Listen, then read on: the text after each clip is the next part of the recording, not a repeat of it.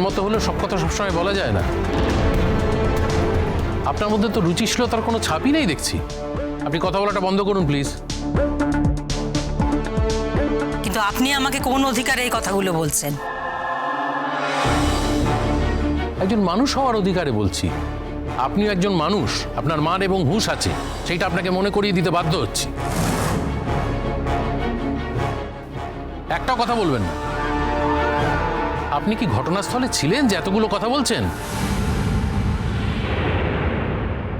ঘটনাস্থলে নিশ্চয়ই ছিলাম না, কিন্তু ঘটনাস্থলে না থাকলে পুরো ব্যাপারটা বোঝা যায় না এরকম তো নয়। মিঠি তো আমার মেয়ের মতো। এই চুপ করবে। তখন থেকে মেয়ের মতো, মায়ের মতো, মেয়ের মতো, মায়ের। তোমার এত দরদ দেখাবার কি প্রয়োজন আছে বলো তো? কোনো মানে নেই তো দরদ দেখানোর। বাড়ি থেকে বেরোবার আগে কথাগুলো হয়েছিল তখন তো অন্য কথা বলেছিলে তুমি। এখন এখানে এসে মেয়ের মতো করে দরদ দেখিয়ে যাচ্ছ। তোমাকে একটা পরিষ্কার কথা বলে দিলাম রশ্মি, এখানে থাকতে হলে চুপ করে থাকবে, মিঠিকে একদম উত্ত্যক্ত করবে না। দেখো, আমি তো মিঠির সাথে কথা বলবার জন্যই এসেছি, তো মিঠির সাথে তো কথা আমি বলবোই। বলো মামি, কি কথা বলার আছে তোমার আমার সঙ্গে, বলো। না মা, সবার সামনে তো সব কথা বলা যায় না। আমার উত্তর দিতে সবার সামনে কোনো অসুবিধা নেই মামি, তুমি বলো। যে আমাদের এখন বেরোতে হবে, চলো। আমার মামি খুব কৌতূহল প্রবণ। যে প্রশ্নগুলো করছে তার উত্তর যদি না দিয়ে যাই তাহলে ছটপট করতেই থাকবে। আর এমনও হতে পারে যে এই প্রশ্নগুলোর উত্তর দিইনি বলে আমি ফিরে এসেও দেখব উনি বাড়ি যাননি, এখানেই রয়ে গেছেন, যেটা আমি চাই না। তাই আমি প্রশ্নগুলোর উত্তর দিয়েই এখান থেকে যাব। বলো মামি, কি জানতে চাও? কোনো কথার উত্তর দেওয়ার দরকার নেই। বাড়িতে তো বলছিল ধর্মের কল বাতাসে নড়ে,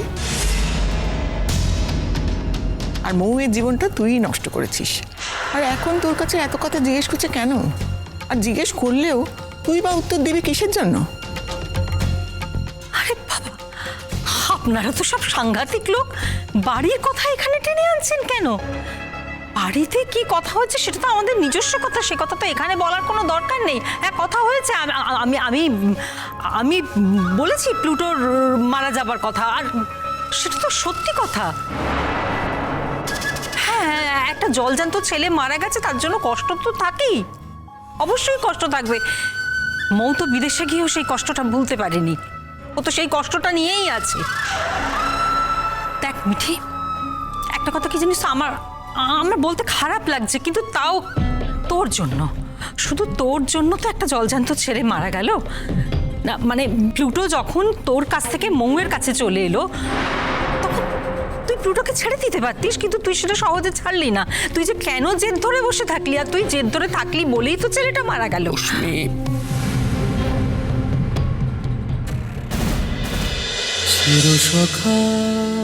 চিরসখা সোম থেকে রবি প্রতিদিন রাত ৯টায় স্টার জলসায় ও জিও হটস্টারে।